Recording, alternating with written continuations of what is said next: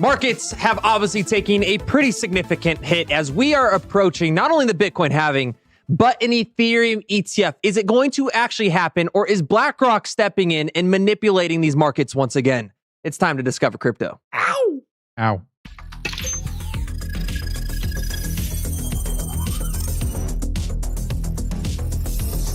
Capital flight is coming to the United States. The dollar is going to zero. And that's what makes Bitcoin so special. You have to have gone through a couple cycles to understand. Once the price is able to clear this level, the breakout is on its way.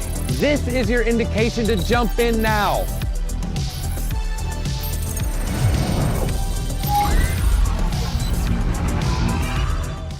We are bouncing just a little bit now, seeing a little bit green for the day, which does feel good after watching Bitcoin plummet from $73,000 all the way down to $61,500. What a volatile week it's been. DZ, how are you feeling? I know you got an open trade right now. You came in all jolly. You were jumping up and down.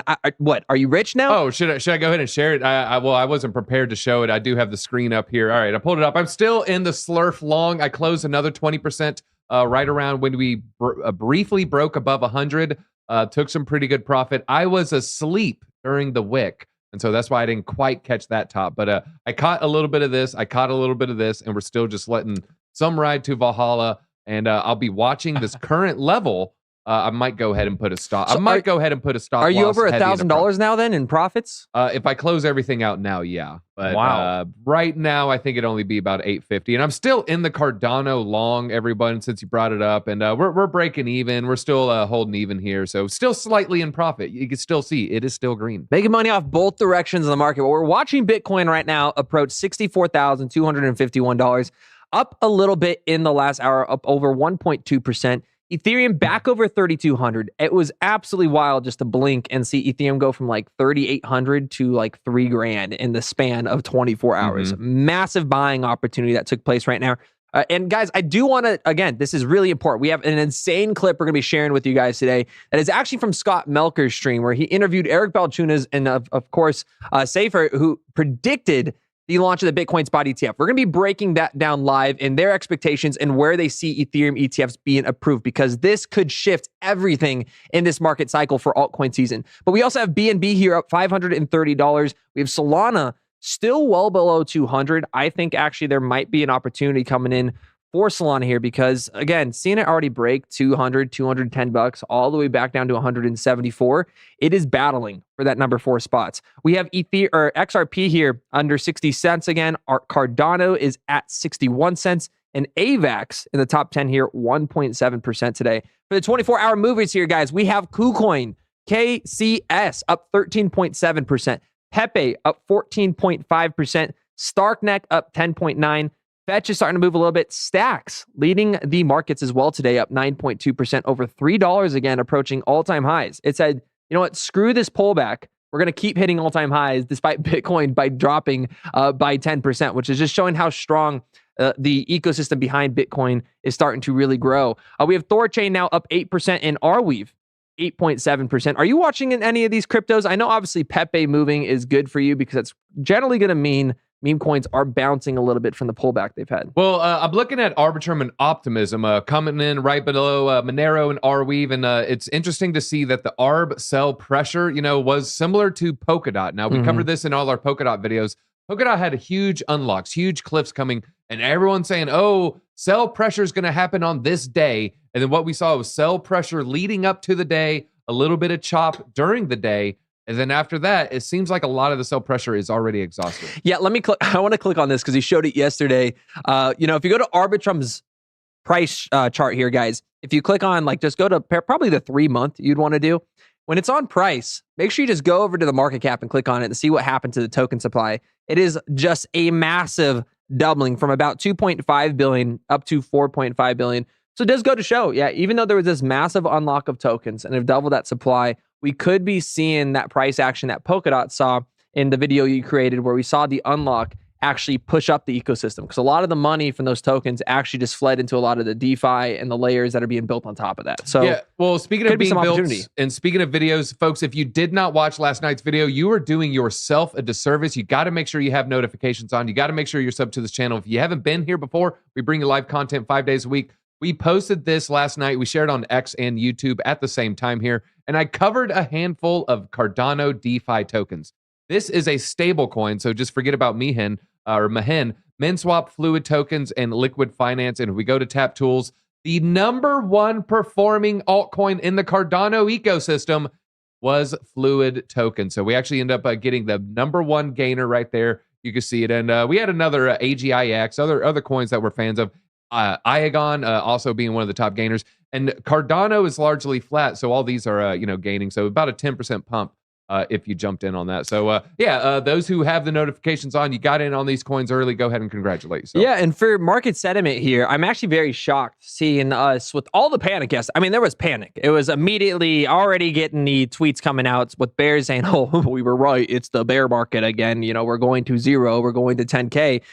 Even with all that panic, guys, the greed is still at a 74 level in market sentiment. So we're now in that light green area, which is generally that hodl phase. This is also that opportunity phase where when you're in a bull market and you're shifting to the upside, that you're going to be wanting to really pay attention to the altcoins that have dropped the most, right? Looking for those, of course, opportunities to buy in as we get that next leg up. And you guys know the drill. If we hit that 400 likes, guys, make sure you tap on this video, whether you're retweeting it on Twitter, you're on TikTok, double tapping that screen, or YouTube, smash that like button, guys, because we will share with you guys the projects that we are watching at the end of this live stream. But let's get into the first article here today, because we have some breaking news coming, of course, out of the Wolf of Wall Streets, or All Streets here, which is interviewing two really key industry experts on whether or not we're going to get the approval for an ETF.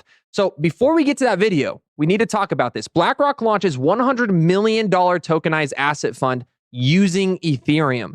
So for you guys that don't know, BlackRock, the world's largest asset management firm, has created a new tokenized asset fund according to a filing on March 19th with the SEC.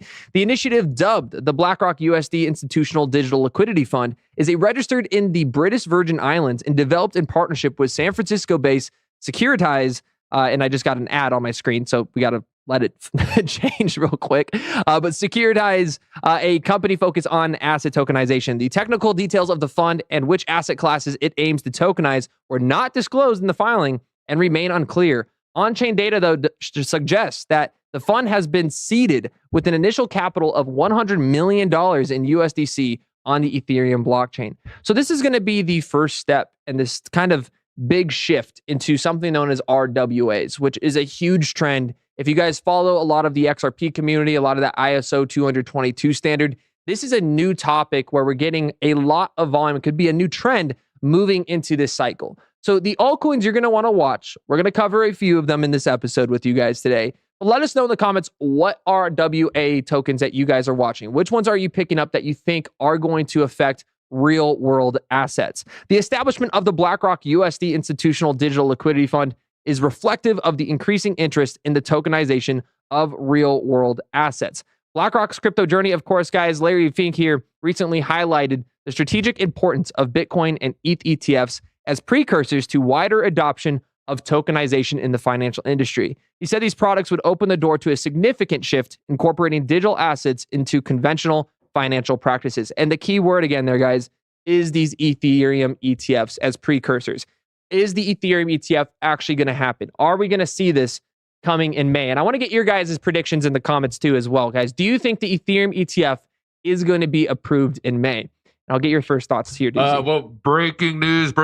If we go to my X account, there's a couple things I was looking at. Number one, let me go ahead and warn you, careful trying to follow BlackRock's wallet. A lot of people have looked at this wallet. Look what the some mad lad DGen has done. If you look, you're like, oh my God, they sent 69,420 tokens, 29 cents. And so they sent a 29 cent Cockinu meme coin balance. I thought that was kind of funny. So just don't think that anyone can send funds to this address. Do not think that BlackRock is adding that to their balance sheet. But if we go here and we check my likes, James and Eric have come out and they have a prediction.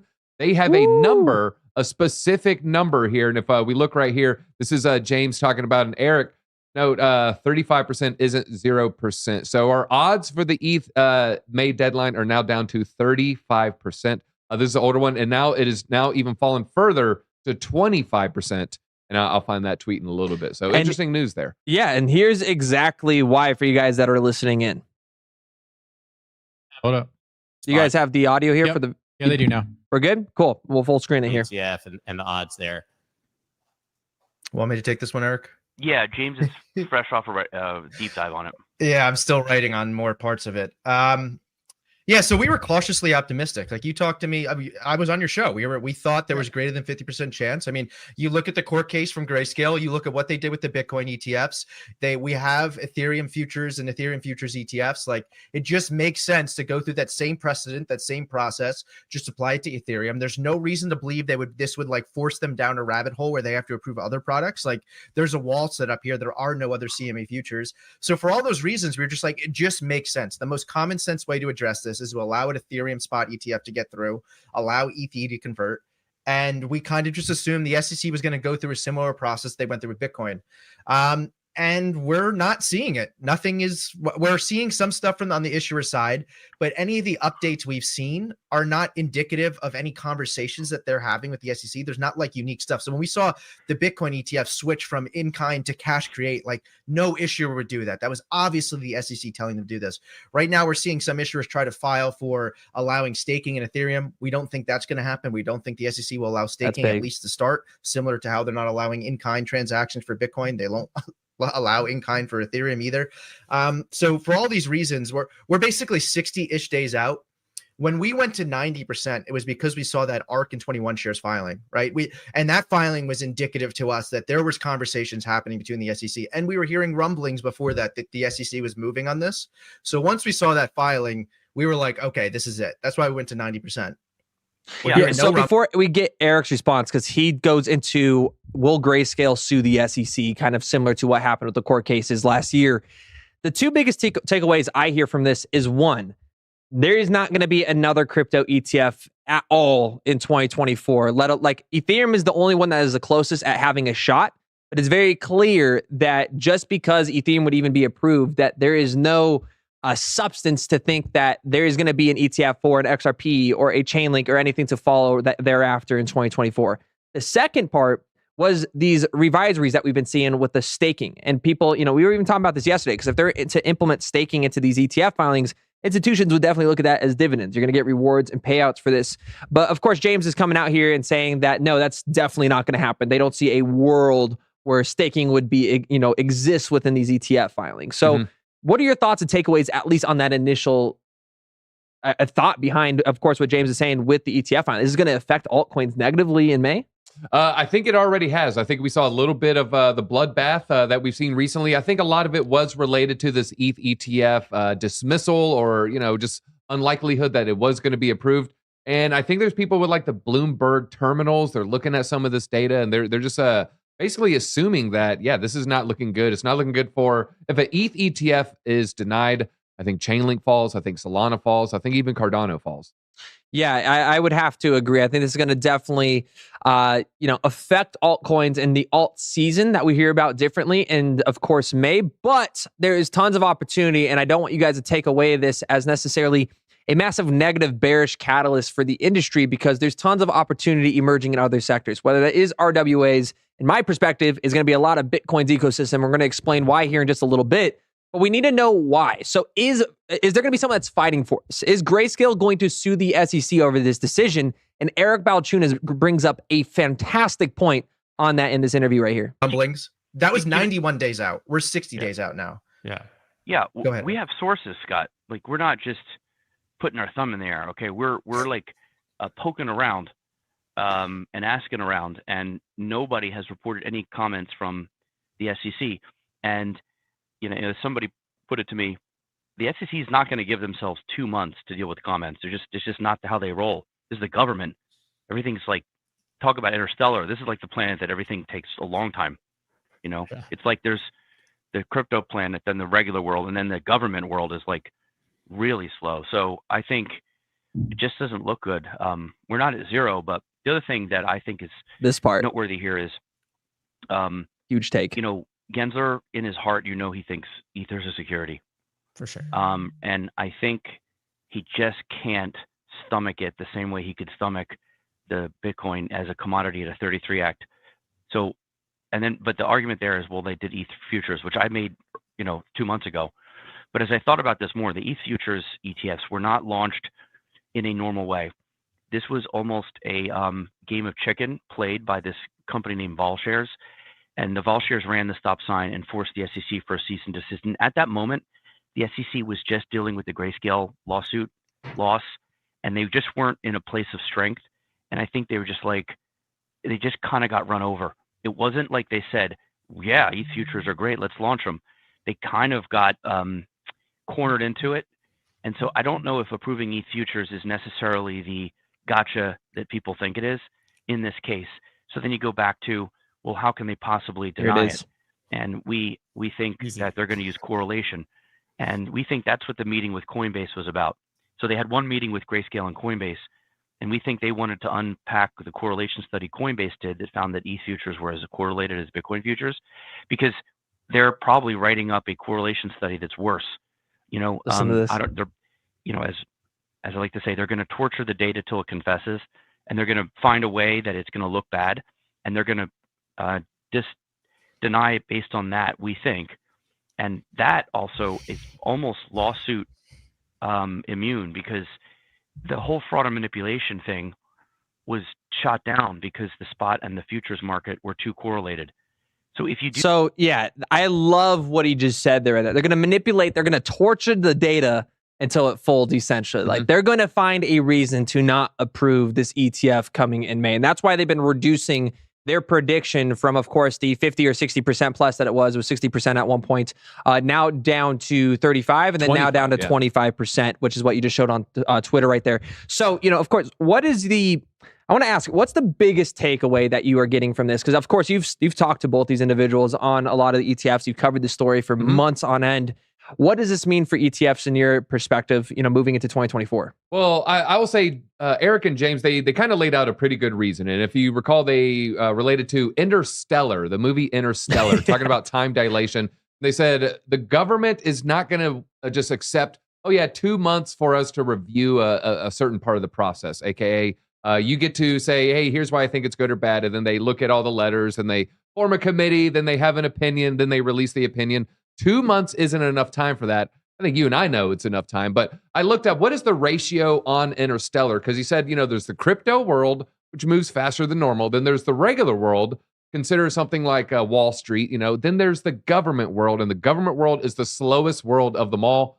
What is that time dilation ratio here? 1 hour in the government world is 7 years. I have it on the screen here. An hour in that world is 7 years. Let's just say for crypto and our crew here. So I think he's laying out a really good point. They're going to want more time. Yeah. 2 months isn't enough time. And then that's just reason enough. Also, they say, they're putting out their feelers. SEC isn't responding. SEC isn't picking up the call. SEC is leaving them on red. That's not good. Yeah, not at all. But again, for everybody that's coming in and going, oh no, this is bad. Again, we still have the Bitcoin spot ETFs that have launched. Well, so Crypto what do you have Glassworks actually probably has the best counter to disagree with Eric and James. And what are your thoughts here, Nick? Maybe what are your thoughts? We can't discount BlackRock's influence, though. Also, the 576 to 1 approval odds. Yeah, so, in terms of the ETF filing, I don't know if they're going to have much leverage to push the buttons on Gary Gensler to get that passed here. I think they might use it to their advantage, though. So they might say, hey, because of the manipulation and the lack of correlation with, of course, the futures and ETF with Ethereum, this is why you should focus on our securitized tokens, which we're going to talk about in just a second. Now, of course, this is a revolving door. So government officials that work for the SEC work for BlackRock, and employees that work for BlackRock work for the SEC. It's this revolving door, and we never understand truly how much and how deep that kleptocracy goes. But so my perspective is, look, I'm going to go with the people that have the sources that understand that it's not going to take 60 days to get this approved. They need more time, and it's becoming, if we don't see anything else within the next 2 weeks, it's just going to become more and more unlikely that it's actually going to get passed through. Yeah, Bob from accounting, you're thinking of dog years. Oh, that's what it was. 1 year is every 7 years, not 1 hour. Nick, what are your thoughts on BlackRock with the ETF? Do you think they can push the SEC to influence them in passing and pushing through an ETF? Absolutely. Yeah, it's a foregone conclusion that BlackRock is, pulling the strings, and if we are in a little bit of a different, just political climate right now, so they may need to play by certain rules and not cause too much disruption to the economic engines that are currently struggling to hide all of their bad information. So I would think that is the that's probably the outlier that we're not taking into account. Like BlackRock wants all the money right now, but if they mess things up and screw up all the other world economies while they're trying to get all the money, that's going to be bad. Okay. Yeah, and we'll see what they come through with. I mean, obviously BlackRock was saying that they were against Bitcoin for years and years and years and years. And then they launched a financial product that is going to benefit off this product or off Bitcoin for years and years and years and years. So yeah, watch what they do, not what they say. And that moves us to the next conversation here. So first and foremost, shout out to today's sponsor of the video or our live stream here, which is, I don't know if you have it pulled up here, but Kula DAO here with real world assets. So they are focusing on impacts and investing in commodities like gold, limestone, copper, etc. And what it probably would be everybody's favorites, diamonds and emeralds. But we're gonna get to that. Well, in just a here's second. who really wants to use this: the oily boys. There's oily boys out there. People who like to trade oil futures, essential oils, or all types of oils. Do we need to get one ointments, of those balms, oils, you name it? Shout out to the oily boys. Hit that Seed like button if oils. you're an oily boy. Well, hey, we also have BlackRock, though, favoring these real-world assets. So BlackRock creates fund with Securitize, as I mentioned, as a big player in real-world asset tokenization. Now, the reason why we didn't talk about this before, James Seifert's, of course, their video and their interview, was because this talks about a specific altcoin. There's talks. People think this might replace Chainlink when it comes to RWAs, and I want to get your guys' thoughts in the chat. And we need to, first and foremost, spam fire Gary Gensler in this chat. I want to make sure that everybody is on the same page here. Like, does anybody like Gary Gensler here, or are we all against him? Because I feel like we're all against him at this point. But BlackRock CEO Larry Fink said in an interview earlier that the company's filings for spot Bitcoin and Ether ETFs were stepping stones towards tokenization. Investment management giant BlackRock, BLK of course, has created a fund called the BlackRock USD Institutional Digital Liquidity Fund, as we mentioned earlier. Now, I don't know if we have it highlighted. We don't. But the filing does not reveal what assets the fund will hold. But Securitize's presence potentially suggests the product has something to do with the tokenization of these real-world assets, or RWA, industry jargon for representing ownership of a wide range of assets through a token on a blockchain. Now, after BlackRock's filing came out, Ondo Finances, their native token, Ondo, and I don't know if you could pull this up for the charts here, jumped as much as 20% and is up 12% over the past 24 hours, outperforming the broad market. Higher. It's what is it right now? Let's higher. See it. 40% today. What is the market cap on that bad boy now? Market cap for Ondo is $846 million, but fully diluted, you're looking at a $5.8 billion. And if you look right here, only 14% of the tokens have been released. So for every token you hold, there's 6 more lurking to be released. How many more? Lurking. It's 1/7 of the supply is out. Well, now we're not partner connected at all to this project, guys, but Ondo is an institutional grade finance now on chain. This is their focus. So you can see that they're giving and offering an APY of 5.10%, and they're building the next generation of financial infrastructure to improve market efficiency. Now, the reason why it's pumping here is because if you scroll down to their exceptional partners, superior assets, world-class client service, etc., they state on their website that they're utilizing high-quality assets and managers. Our funds invest exclusively into multi-billion-dollar, highly liquid, exchange-traded funds managed by the world's preeminent bond managers. So it doesn't mean they're directly partnered with, but they have BlackRock, of course, listed on their website. They have PIMCO listed on their website. So what do you think everybody on Twitter is doing, right? They're connecting 2 dots. They're going to say, hey, RWAs, securitization, SEC filings. Oh, and then this one crypto has BlackRock label on their website. Yeah, this is where that connection is, especially as Larry Fink talks about how he loves tokenization of these real world assets. So that is why this project is moving. Of course, they got a lot of leadership from Goldman Sachs as a part of their team. And there's a lot of other connections you can look in through if you're checking out Ondo there. Now, I'm very curious to know, though, because there's a lot of talk of RWAs. Where do you stand on these? Is this just going to be another fad? Or is this a trend that's starting to emerge? Or is this going to end up like ISO 222, where there's going to be this flip of a switch? It's supposed to replace everything, all the infrastructure of our banking systems, but nothing ever happens. I would say my main takeaway is people are conflating the value of the underlying assets in RWAs to the value of the token that is going to be representing something. And so let's just say real estate, some form of real estate deeds are put on the blockchain, you're going to see some Twitter posts, some YouTuber, some headline, some gotcha moment. They're going to say $87 trillion in real estate is about to be unleashed on the blockchain. And then people are going to think like, oh, is 87 trillion going to float to this token? That's not how it's going to work. It's going to work in the way, all right, John sells a house to Jim. And then let's say there's a crypto company that's helping facilitate that because it's sold on the blockchain. They're not going to acquire the $1 million in value of the house. They're not even going to make as much money as the real estate agent. They might make a nice little fee, some sort of, I don't know if it's going to be a conversion rate or, maybe some sort of a funding rate like you see with leverage. But, if you sell $1 million house, I expect that blockchain to be able to accrue thousands of dollars of value, not hundreds or tens of thousands of dollars of value. I think that's a great point. That's a very, very great point. And that's going to lead us on to, of course, where's Bitcoin's price heading next? Where are these altcoins going to move? Have we bottomed out? And what are the next trends that are emerging? We're going to get to in just a second. And to kind of wrap up the conversation with the ETF guys, just so you guys know, the SEC delayed 2 different decisions on ARK shares, Ethereum ETFs just recently. Then, of course, we had Ethereum ETFs being said that they wouldn't be approved for everybody that's just now joining us by 2 different industry experts. And that's going to lead us to now, what would happen if it did get approved. So we all are anticipating that Ethereum ETF will come at one point. It is just not in May. Well, let's go ahead and say this. We were kind of leaning on these experts' opinion. They have inside information. They have, credibility because they're correct in the past. They only said 25%. So that means 4 parallel universes. It's happening in one of them. Yeah. Are we in that parallel universe? Don't roll that die like it's community.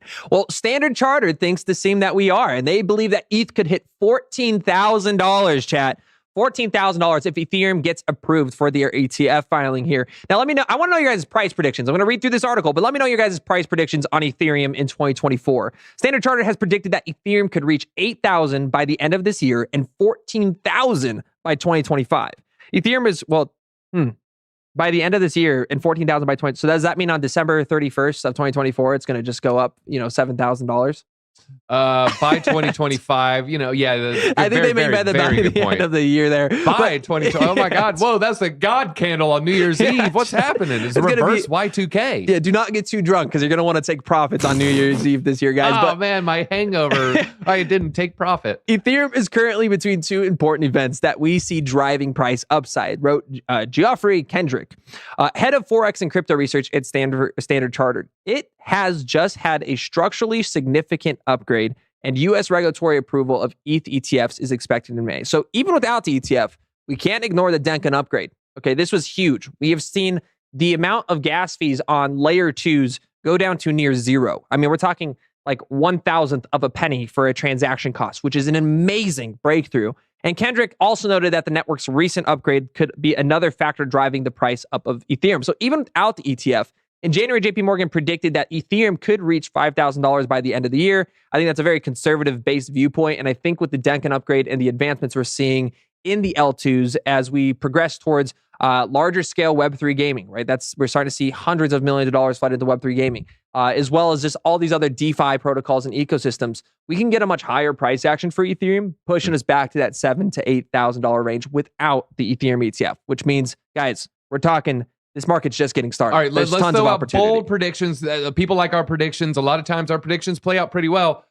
ETH price for the high. I want the high for the whole year if we get the ETF, if we don't get the ETF. I'm going to say if we don't get the ETF, ETH can still hit around 7,500. If we do, I think 8K almost feels a little fuddish. I think we can flirt close to 10K, 9,700.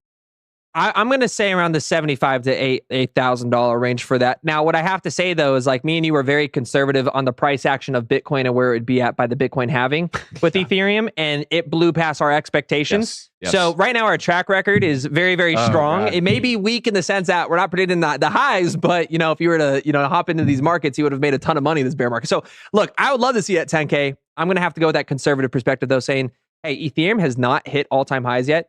Bitcoin has. Like, it's coming for Ethereum, and that is going to be, in my opinion, $7,500 to $8,000. Some we're not even talking about? Bitcoin is disinflationary, meaning it is inflating, but it's inflating at a slower rate. So it might be 2% one year, it'll be 1% in the future. Ethereum is deflationary, meaning it is shrinking the supply right now. Imagine so if we ETF could be past not, 2. Yeah, we might not be bullish enough. Well, hey, there are whales that are extremely bullish right now, and those whales are accumulating, and market sentiment shows us that sharks join the fray amidst price fluctuation. So whales, guys, your big dogs here are buying Bitcoin. So we're going to talk about this really quick with the on-chain metrics, and then we're going to be getting some insight from a key industry expert here on TA, the price levels you need to watch. Where are we heading? Those movements are coming up here shortly. I think it's BlackRock buying the dip because we're talking about whales accumulating. Let us know in the chat. Who do you think the whales are? Is it Justin Sun? Is it, Saudi money billionaires? Is it BlackRock? And George asks, Josh, do you think Ordi will give you a better return than STX is here, which is stacks? I would say yes, and we'll talk about that at the end of the stream when we pull up our altcoiner. So you guys make sure you need to be a part of that here at the end. But as Bitcoin approaches its all-time highs, the cryptocurrency community is divided with significant movements of coins towards large investors, according to on-chain analytics firm Glassnode. Whales have significantly expanded their portfolios with a net increase of 84,000 Bitcoin in just the last 30 days as of March 17th. So this is 3 days ago. So what this means is whales were accumulating at these higher prices before even the pullback took place, based on transactions between their wallets and exchanges. Now, sharks have also notably increased their exposure with a net position of nearly 244,000 Bitcoin in that same time frame. So this movement underscores a stark contrast with the behaviors of smaller Bitcoin investors. Bitcoin Munger's commentary on the dynamic is telling. Smart money is buying, while dumb money sells. He stated confidently predicting that the market is set to rise further. Now, of course, in yesterday's stream, one of the biggest metrics and takeaways I had was the fact that you had Richard Tang, the new CEO of Binance, saying he expects Bitcoin to hit $80,000 by the end of this year. As first and foremost, that's not a man I'm going to bet against. But second of all, is I have to say, yeah, for the people that are selling at the $63,000 level, nothing has structurally shifted. Right? We still have the Bitcoin spot ETF. We are still approaching the halving, which people I think are fundamentally undervaluing massively, because you have the Nakamoto upgrade, which is going to scale Bitcoin's ecosystem. At the same exact time, that MicroStrategy Marathon, which is backed by BlackRock, are saying, hey, we're going to launch our own Bitcoin layer 2s, we're going to launch side chains, and we're going to invest into the development of Bitcoin's ecosystem. That's all coming in like 40 days. And people are like, oh no, this is it. This is over. We're going to go back to 30K. We're going to go to 38K. We're going to go to 10K. It's like, no, the dumb money sells in these major dips. The smart money buys when we see blood in the streets. We do have, who is Justin's son? Everyone keeps talking about him. Who the F is he? Justin's son is the one who runs all the liquidity protocols, the lending pools. So if Justin's ever caught, he just pins it on his son. Justin is also the founder of Tron, holds billions of dollars in Bitcoin. And as far as I'm aware, he has a whole bunch on the HTX trading platform. And he's known for, he sold the top for Ethereum.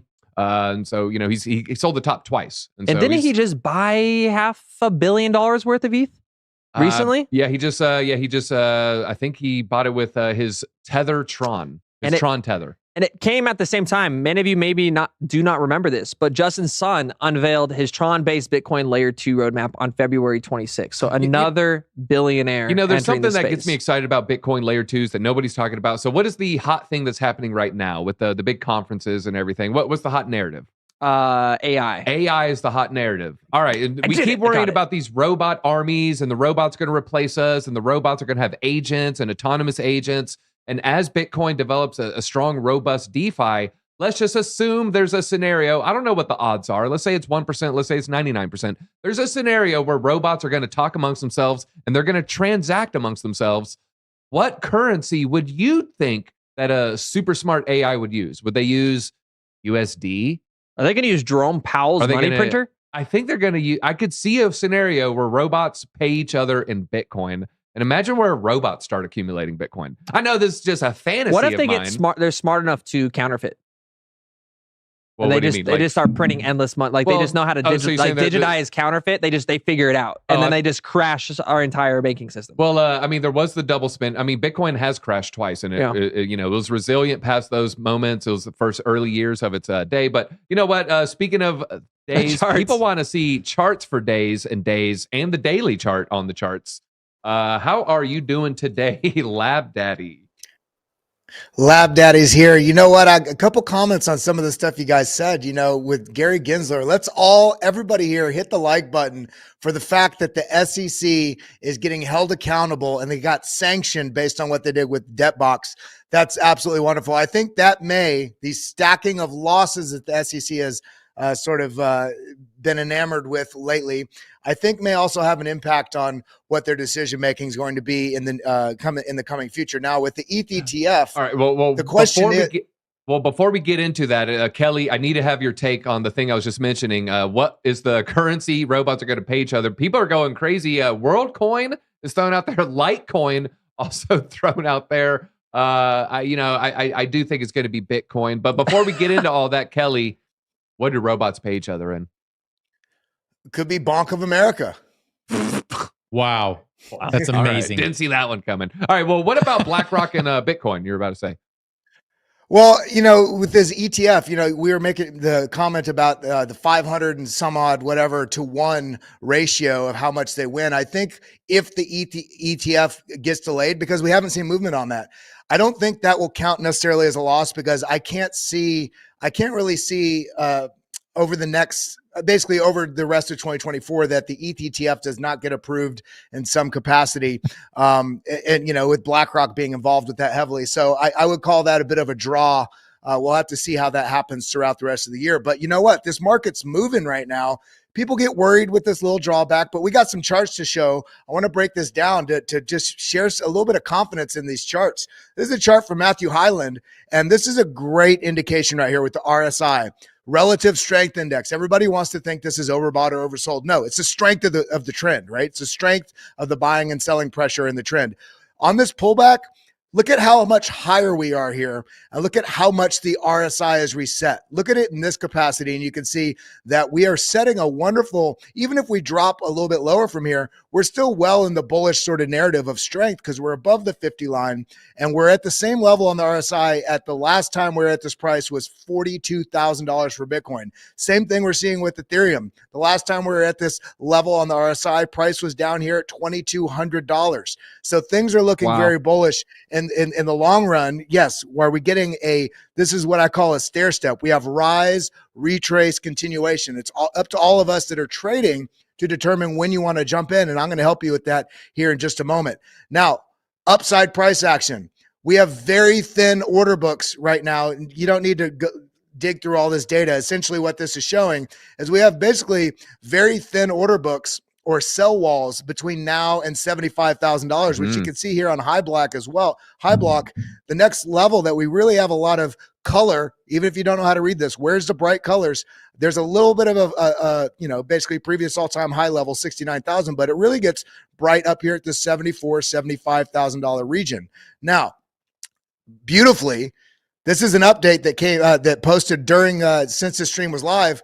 We're seeing potential. This is not the end of the day yet, but as of 10:40 a.m., look at the basically BlackRock 512,000 versus the Grayscale 156,000.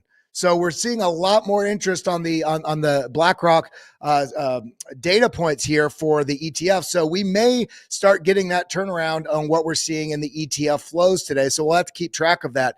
And lastly, before we dive into the actual levels, this is something everybody forgets to look at, but I think this is so important. These reversal points, this is fuel for the fire of bull runs. This is the global liquidity ticking up. You can see this is when FTX collapsed. Price action was sideways, but we see this global liquidity front ran this uptrend. And then similarly right here, front ran this, push up. Everybody wants to say it was the ETF speculation, but we saw the global liquidity kicked in right at this time too. We just bottomed again, are starting to make our move up. Are we about to get more fuel for the fire? And we see this capital flow positive. Now, we can also see on this chart, and I shared this on Twitter on my page here, and I also shared this in the Discord, but these levels that we've been mapping out, anybody that's watching Discover Crypto Daily or watching Bitlab, I was mapping out these levels all the way when price was over here, and it didn't seem like it was going to be possible for price to come down, and it's hit all of these levels so far. The next level down, if we continue down, and yes, still bullish, is this $54,600, $55,000 range, which is a short-term holder cost basis. Now, what I'm looking for right now, and everybody wants to know, is this a bounce that's going to end up in a continuation with basically a bullish reversal, or is this a trap? Well, I just want you all to notice right here, we already had one bounce up that got rejected, not only at the weekly VWAP, and this is very important in terms of if we're in a bullish or bearish trend. If we're rejecting, we cannot get through this weekly VWAP. It's ultimately, we're still in a basically negative spread. Market makers, big money, and retail is basically fearful, and they're driving price, this negative spread, playing the bearish side of things. Now, this also happens to be right where this golden pocket was of this move. We tested a little bit lower, down to the target that we've had set here for a couple of weeks.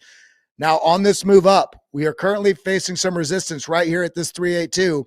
If we cannot get through the $65,000 level, we're ultimately still going to be playing a bearish trend and looking for lower price action. I am not bullish in this short-term time frame until we clear this order block here printed on the Bitlab trading stack, as well as the $65,000 mark where the weekly VWAP is. This is at essentially, I want to get us above $66,000. But what we really want to watch for isn't just breaking that level. You always want to wait for confirmation. If we get up in here, we want to see where the bulls come back in when we do have any sort of retrace, so we can see that we've established a higher low. Until then, we have not reversed. Now, with Ethereum, we have to talk about Ethereum.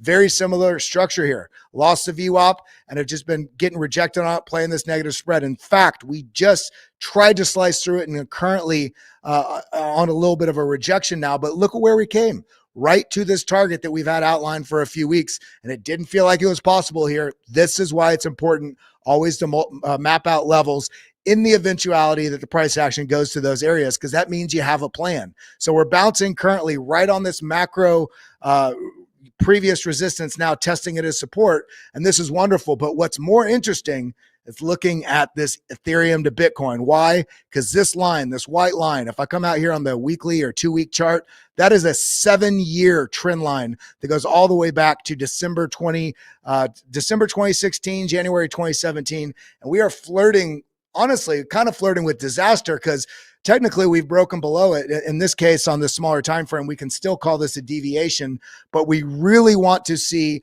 the Ethereum Bitcoin pair break back up above this and start moving before we start looking for altcoins. Now, we have to mention Ondo, because Ondo is absolutely doing wonderfully. And just shout out to all the Bitlab members.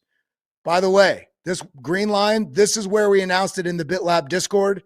This is where we accumulated. I also shared it here. You can see right here, February 24th. This is where I announced, this is something we should be watching. So anybody that's not in there, get involved with the Discord. And by the way, we still have a great sale going on right now because we are under all-time high. And by the way, not only is it a sale, if you come over to the Bitlab Academy page and retweet this, you get entered to win $100 USDT. So get involved with that. Get in these member streams. We're breaking it down, let you know how to map out what's going on and have a strategy so you can dominate in this market. But I'm bullish. Kelly. I'm liking this little bounce. I hope it goes lower so I can scoop up some more. Ain't that the truth, Kelly? It's always a pleasure. Thank you for being here, Lab Daddy. It's always being good, told what to do. We like being bossed around. Tell me when to buy, Daddy. Ultimately, though, Grayscale, guys, is coming out here.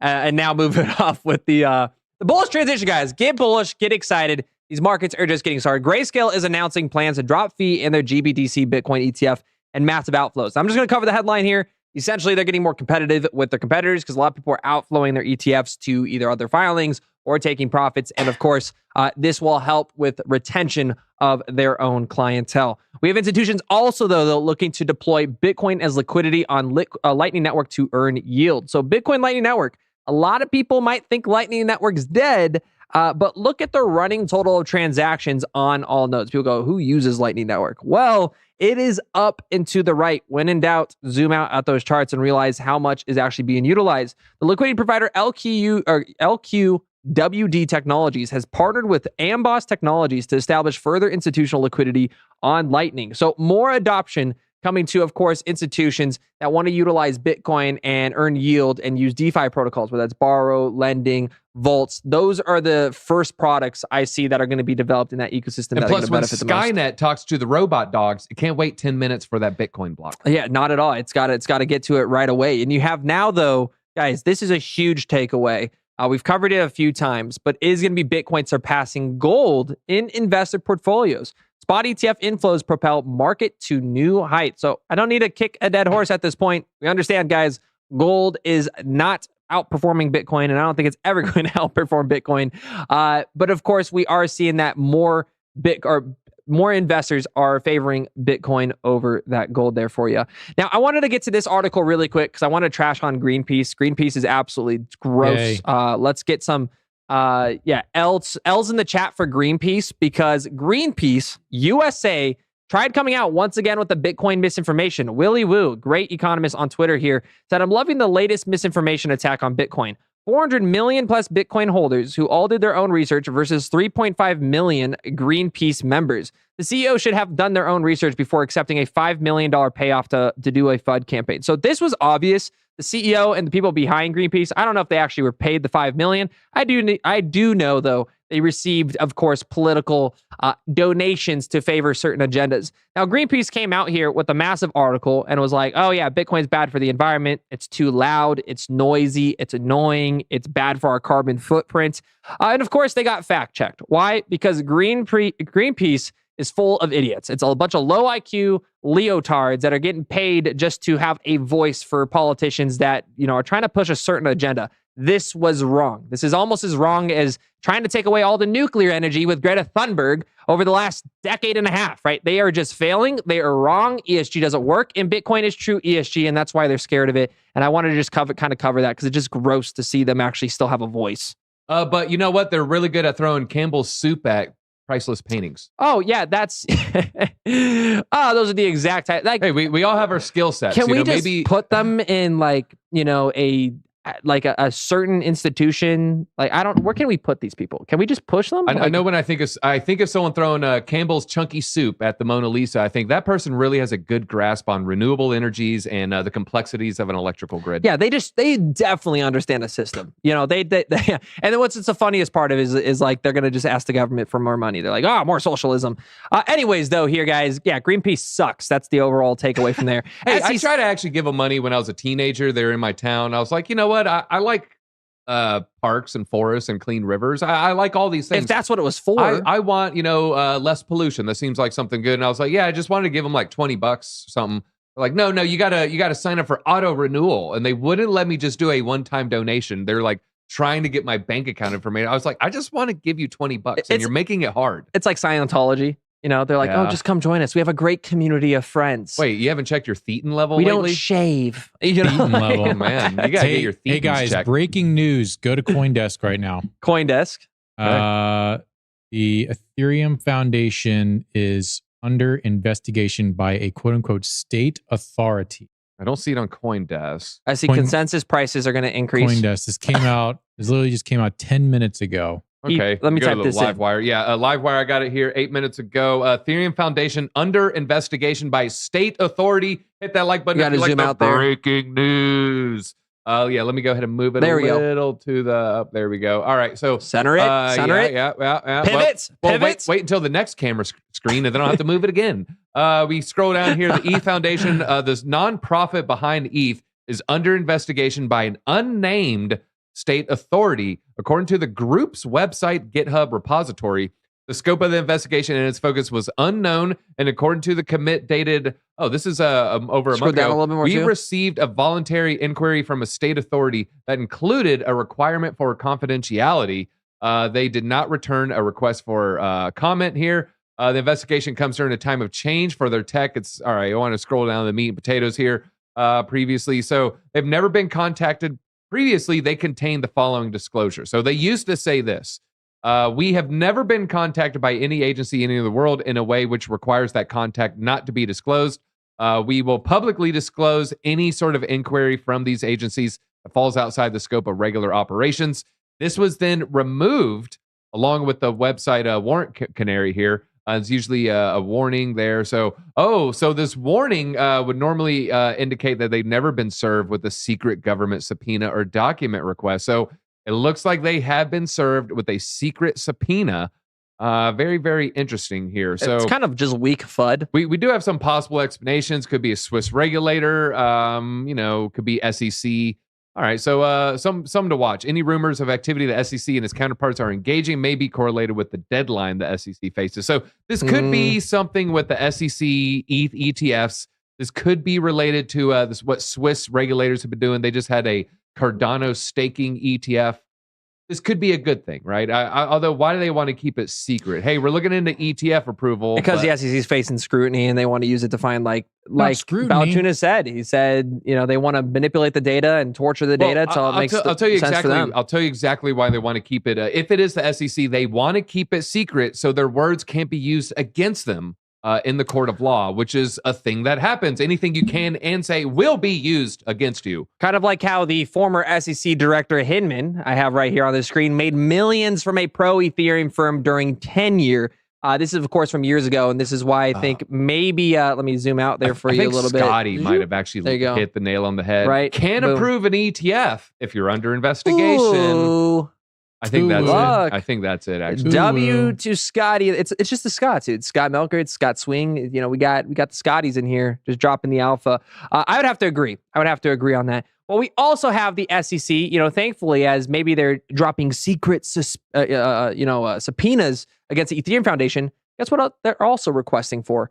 $158 million pay increase to tackle crypto market challenges in 2025. That is their new I budget. come in like Javier Milei. Since we're in a deficit and we have just exacerbating debt that's just getting worse and worse and worse. And remember, right now, our debt is spiraling out of control. We are burning, meaning we're spending more than we're pulling in, $1 billion every 2.5 hours. Every 2.5 hours, we burn $1 billion. That is not sustainable. I think we need to start cutting programs. And I was never that type of person, but seeing the success of Argentina, I want that success in America.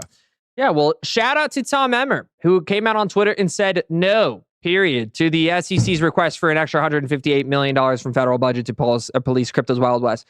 If only he wasn't one of the world's greatest inside traders, I would be more inclined to be like, yeah, go Tom. But again, where corruption is, corruption leaks, corruption. I don't know, what's the saying around this? They're all life's like a box of chocolates. Life's like a box of chocolates. If you're on any government chair, you make millions of dollars off inside trading, right? That's life's like a box of chocolates. You sit down, you got up, and you got brown stains on your pants. Well, that's disgusting. Paradigm supports Coinbase case against the SEC. Files amicus curiae brief here for us, guys. The SEC faces scrutiny for its regulatory approach. Now, we all know about this. We don't need to go into all the logistics, but the SEC's delay results in a de facto ban on digital asset trading platforms, which are instructed to register with the SEC, but are not provided a path to do so. The technology investment company said in the 2023 court filing that Paradigm is well positioned to aid this court's understanding of the important issues raised by Coinbase petition. Don't worry, we'll aid your understanding. Yeah, it is just gross at this point. And this is the kind of the takeaway I wanted to show was, honestly, at this point, companies are starting to go overseas. So is Coinbase going to follow suit? Well, all Coinbase asks is that the SEC explain what century-old securities laws require of this young $2 trillion industry that deeply desires to comply with the law. That is what they ask them. And that is such a based response from Paradigm's brief concludes. I will say, go back in the videos. I've released a video that's detailing what's going to happen with the Coinbase and Binance lawsuits. There's particular altcoins that have been listed specifically. And I think if we get a positive impact, you will see huge green candles. I 100% agree. So let's get to, of course, the altcoin section of this, guys. Let us know in the chat what altcoins you guys are watching, what you guys want us to talk about here. We're going to be looking these up and doing some, of course, kind of just overall overviews of me and DZ's thoughts on your favorite altcoins. But first, let's get through the headlines of the biggest articles for altcoins today. Polygon Labs paid $4 million to host Starbucks' failed foray into crypto sources. So this was a pretty interesting article that I read, that Polygon Labs paid $4 million to the coffee giant in 2022 as part of their deal to build and host a blockchain-based loyalty program. Here's what I think happened. All right, it's obviously bad news for NFT. It's bad news for Polygon. I think what happened is you had some very excited people at Starbucks, and they're like, "Yeah, we're going to do this reward customer loyalty program." But then they started to try to implement it, and they're like, "All right, well, we got to get a kiosk. We got to upgrade the kiosk at every Starbucks." Okay, now, oh wait, no, OP stack is out, and we're going to implement ZK snarks. And whoa, did I tell you about proto dank sharding? Oh, the possibilities. And then these CEOs, these CFOs, these CTOs, They kept having these crypto nerds bothering them with these meetings every 2 weeks. They're like, oh my God, here's the latest thing, and we're going to do this thing. And the poll token, there's going to be a migration, and MATIC, it's no longer going to say MATIC, it's going to say poll, and here's why it's a good thing. And then the CTO, he's just like, oh my God, if I have another nerd meeting with this crypto guy, I'm just going to pull my hair out. Can we just sell hot bean juice? We're Starbucks. I just want to sell coffee. I think it just got to be too much. Yeah, and I think it's a great point too, because on top of that, these partnerships, the takeaway, they spent $4 million to get this partnership. It wasn't like, Starbucks reached out and was like, hey, we really want to work with Polygon. Polygon came to them and said, hey, we're going to give you $4 million to try to build this product for you. And, of course, they're going to use that for marketing. So they did this with also Nike and a few other flagship sponsors of 2021, 2022. And what's kind of weird is that all those big brands, no customer bases followed suit. Those big flashy deals kind of, haven't really gone anywhere today. And so it goes to show that, some of these partnerships that you guys see from your favorite altcoins or projects, just realize maybe it's the project paying for the partnership to actually take place. And it's not actually as hyped up and as a big deal as they make it to be, because, Starbucks partners with Polygon. That's huge. That's going to send the price going crazy. That probably increased their price action by 80 to 100 million at the time in the bull run.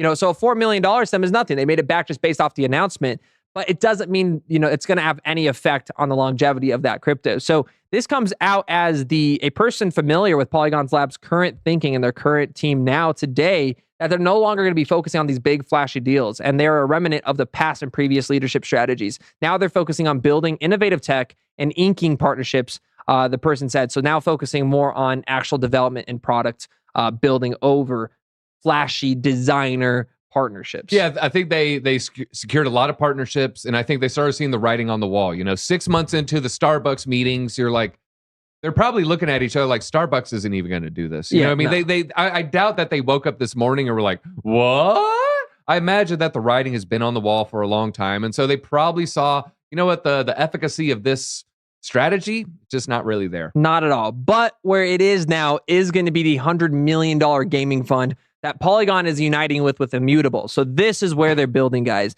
The inevitable Games Fund, led by King River Capital with Immutable and the assistance from Polygon Labs. So Polygon, one of the largest Web3 gaming communities out there, is alongside Immutable X. Of course, AVAX got a decent size as well. There's a few projects out there with decent Web3 gaming being built on top of it. XAI has also promised, I think, 100 new Web3 games this year. Immutable and Polygon Labs, the teams behind the pair of leading Ethereum scaling networks, announced Tuesday that they have teamed up with this venture capital to launch a $100 million blockchain gaming investment fund called the Inevitable Games Fund. So expect, guys, Web3 games. These are still very early. I think 2021, 2022, way overhyped. Very obvious. I'm someone that ran the sponsorships and the campaigns for Axie Infinity, in the sense I was running, why am I spacing out on the name of them, where I'd rent out my NFTs to multiple teams and literally sponsor them. The only other big company to do that time was FTX, but the tokenomics in the game ended up getting destroyed, and it ruined the overall organic audience reach of Axie Infinity itself. So there's a lot of big breakthroughs in gaming in 21. But there was a lot of issues that caused Web3 gaming to kind of just go belly up. It just completely folded. And I do believe it's going to come back. I don't know if that's next 2 months, next 3 months, but I do anticipate that in this cycle. Yeah, there'll be that the people are like, wait, I get paid to play video games. The newer entrants will hear that, they'll get excited. And then, 99% of the games will fail. Spawn sponsorships. Yeah, that's my voice here. The title pick shows Chainlink. Did I miss the Chainlink news?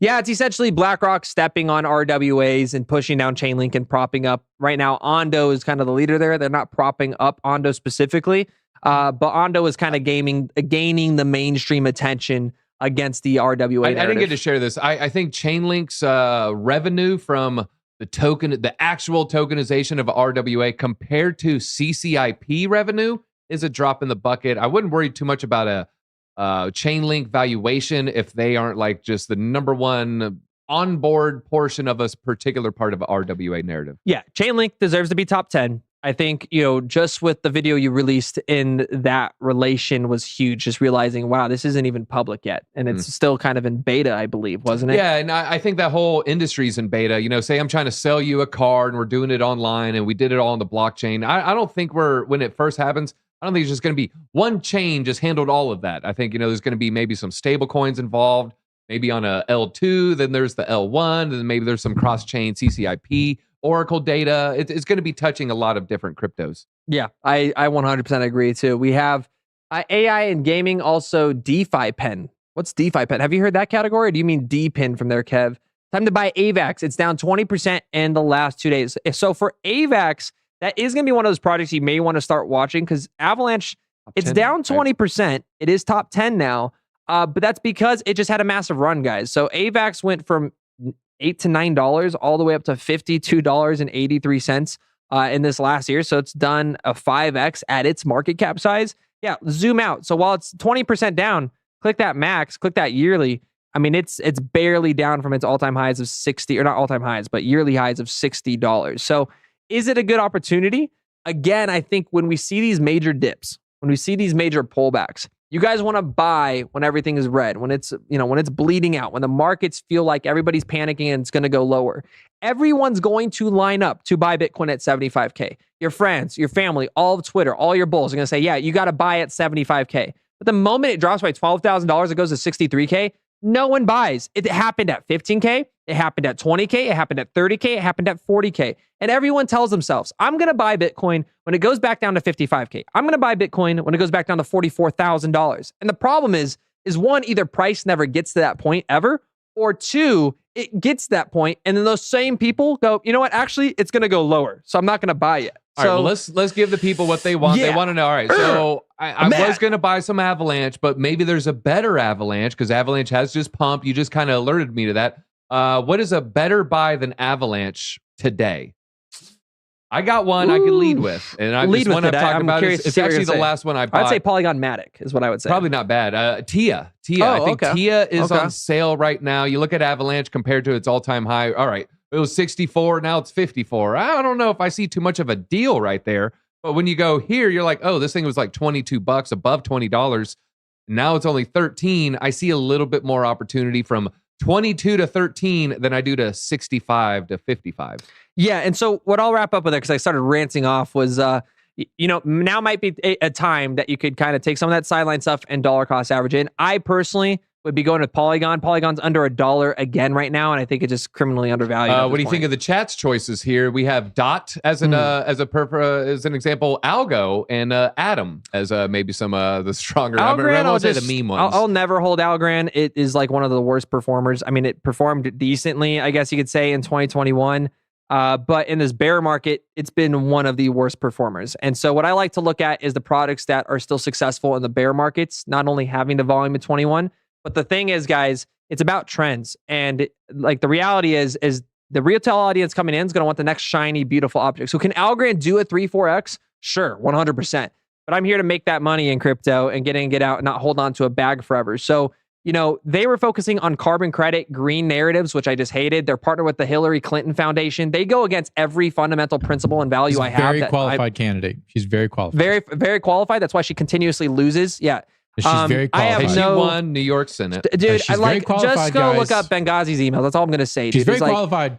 Please don't hurt me. Can't do it, and I can't support it, and I won't support it because I don't support ESG, and I am for Bitcoin, which is true ESG, and that's where I'm at with it. But, biased opinions aside, Polkadot, I do think is also going to be a decent performer. They've had, a lot of different changes. They have Polkadot 2.0 rolling out. I don't hold Dot, but they are making strategic partnerships with companies and projects and foundations like Cardano that I think are going to support the network better over time. And I think you had a great Polkadot video came out.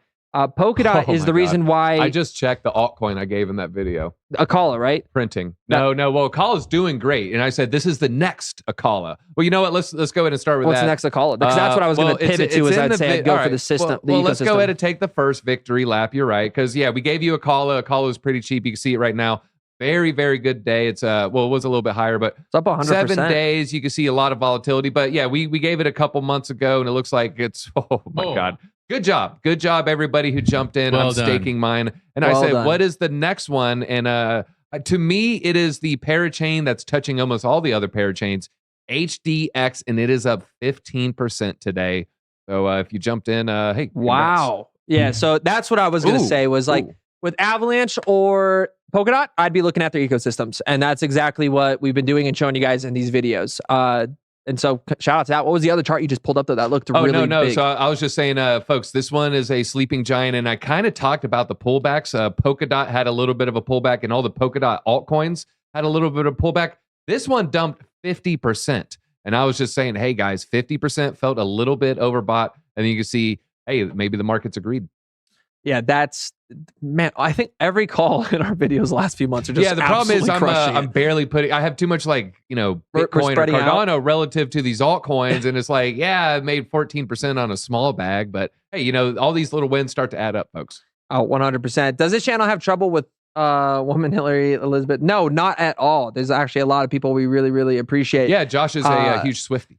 Yeah, I love Taylor Swift. Love Taylor Swift here. But no, I think Taylor Swift should run for president. She had to have a better shot than Hillary Clinton. She would probably win. She would probably win. Yeah. Like, let's 35? Be real. I don't know if she's 35. I don't think she's there yet, but when she is 35, look, just, hey, get around. It's nothing about that at all. And Bill Clinton's just as bad. Larry Summers sucks. Henry Kissinger is literally just all evil.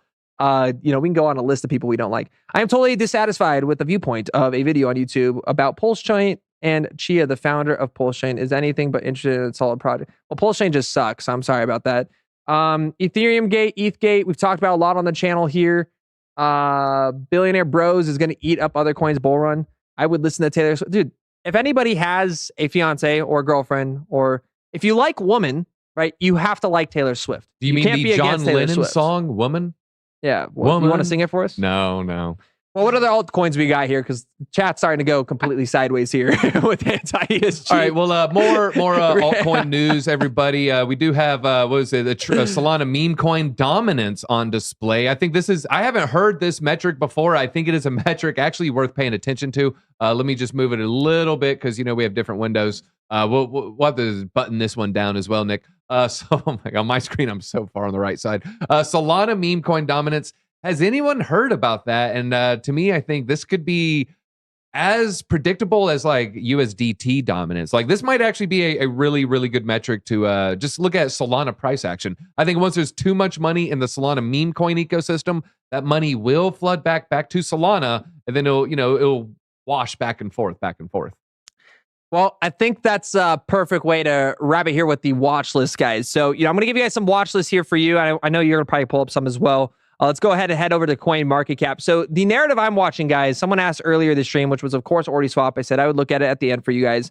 OrdiSwap, essentially, Uniswap of Bitcoin, right? It's going to follow and fluctuate against Bitcoin's price action. If Bitcoin's going to fall right now, your Bitcoin, every crypto is going to fall with it. But this is going to be a DEX, and one of the first DEXs that's going to bring a bridge a lot of liquidity from Ethereum. They just partnered with Phantom from Solana, as well as PancakeSwap.